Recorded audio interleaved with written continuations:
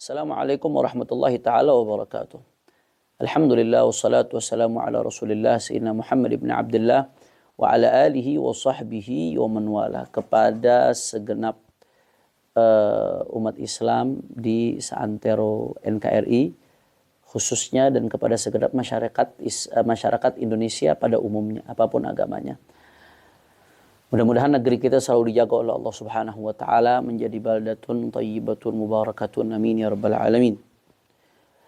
Besok 14 Februari 2024 ini merupakan hari yang bersejarah buat bangsa Indonesia, sebab di hari ini rakyat diberikan hak suara untuk menentukan arah bangsa ini ke depannya. Kita akan memilih calon presiden dan kita juga akan memilih calon legislatif, baik di tingkat pusat DPR RI, DPRD provinsi, DPRD daerah, begitu pula senator, DPD RI, perwakilan masing-masing daerah. Tentunya peran mereka ke depan akan sangat signifikan dan berpengaruh pada sendi-sendi kehidupan berbangsa dan bernegara dan berpengaruh kepada keadaan rakyat. Maka oleh karena itu pastikan betul Anda menggunakan suara dengan pertimbangan yang sangat matang. Khususnya saya sebagai muslim mengingatkan saudara saya sama muslim, gunakan suara Anda dengan keimanan kepada Allah. Dengan keimanan bahwasanya suara itu akan dipertanggungjawabkan di hadapan Allah Subhanahu wa taala. Pastikan Anda memilih dengan iman, pastikan Anda memilih dengan takwa, pastikan Anda memilih dengan akal sehat. Pastikan Anda memilih dengan hati nurani, renungi baik-baik mana yang kriterianya paling mendekati kriteria yang diridhoi oleh Allah Subhanahu wa taala.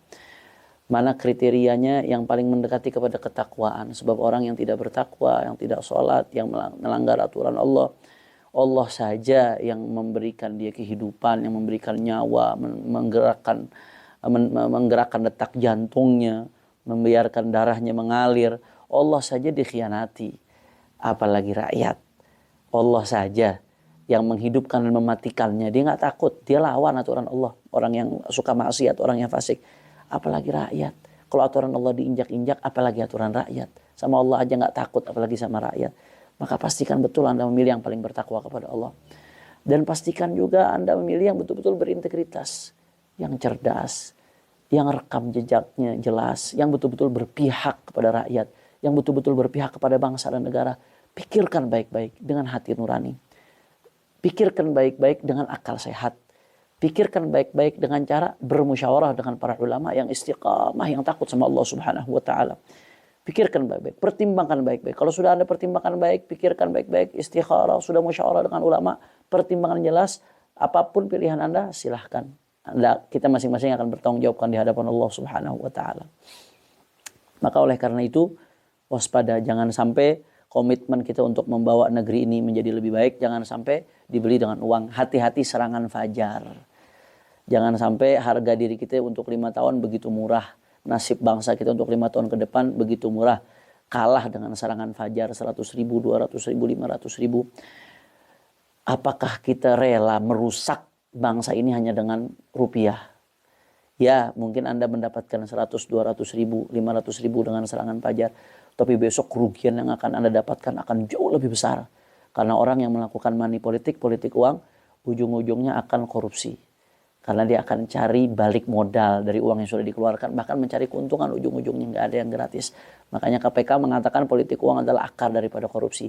Selama politik uang nggak bisa diberantas, maka jangan berharap korupsi bisa selesai di negeri ini. Makanya Rasulullah memberikan ancaman yang jelas. Ar-rashi wal murtashi finnar. Orang yang nyogok dan yang disogok dua-duanya di neraka. Karena kenapa? Karena daya rusaknya luar biasa. Daya rusak sogok menyogok politik uang diantaranya ini luar biasa. Begitu pula dalam hadis lain Rasulullah mengatakan salatun la yukallimuhumullahu yaumal qiyamah wa la yuzakkihim wa lahum adzabun alim. 3 golongan yang enggak akan diajak bicara oleh Allah di hari kiamat dan tidak akan mendapatkan kesucian dosa dan mereka mendapatkan azab yang pedih. Di antaranya siapa? Rajulun bai'a imaman lam yubai'u ila dunya. Seseorang yang membaiat imam. Baiat itu bahasa fiqih. Kalau bahasa kontekstualnya dalam konteks demokrasi itu memilih. Baiat itu memilih. Seseorang memilih pemimpin karena uang, karena dunia. Kalau dikasih uang dia pilih, nggak dikasih uang nggak dia pilih.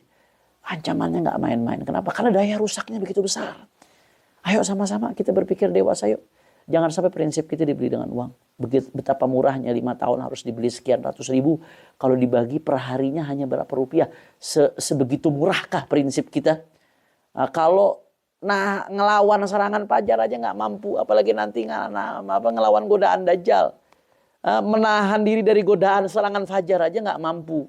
Apalagi menahan diri dari godaan dajjal nanti. Na'udzubillah min dzalik. Mudah-mudahan Allah selamatkan kita dari fitnah dajjal dan fitnah akhir zaman.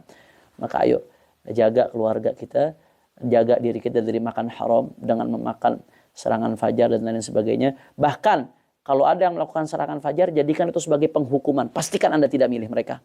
Karena orang yang melakukan serangan fajar kah, serangan duhur kah, serangan maghrib kah, serangan isya, orang yang melakukan politik uang, mereka yang akan menanam andil untuk merampok uang bangsa ini, untuk merusak bangsa ini dengan uang.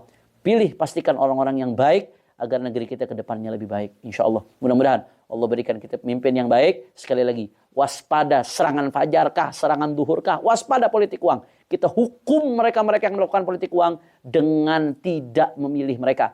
Dengan pastikan jangan pilih orang-orang yang melakukan politik uang karena mereka adalah sumber kerusakan di negara kita.